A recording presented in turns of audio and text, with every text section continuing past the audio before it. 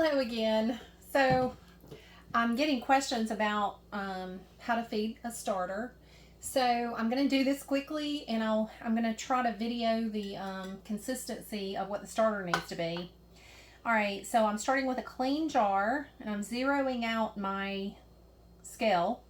It's in grams. So I'm going to do a 1-1-1 feeding. So I'm going to try to get about 50 grams of starter in here. But quite honestly, whatever it ends up being, I'll just give it that much water. It's actually 74.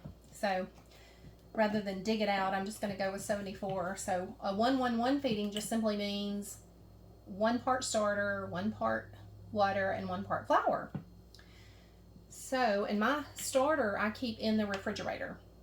And I'm using spring water. So I'm going to zero out my scale again. Go to 0, and I'm going to go to 74.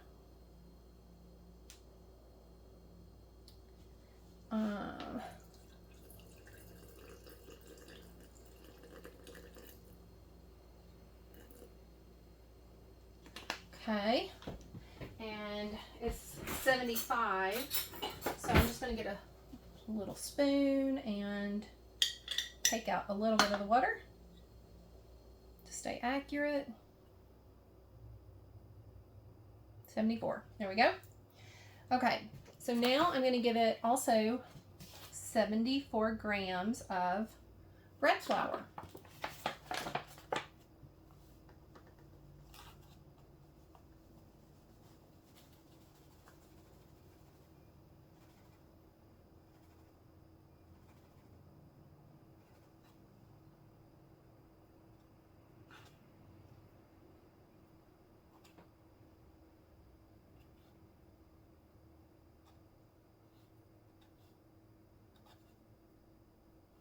We're at 73.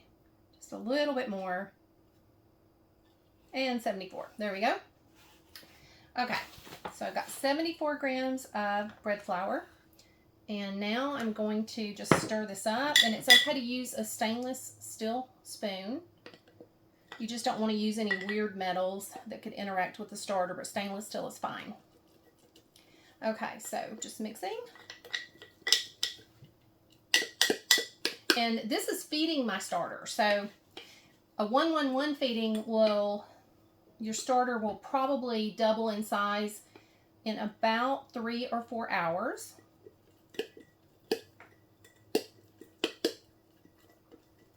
So looking at the consistency, to me, it's thicker than pancake dough. After I get it stirred pretty good, I'll show you.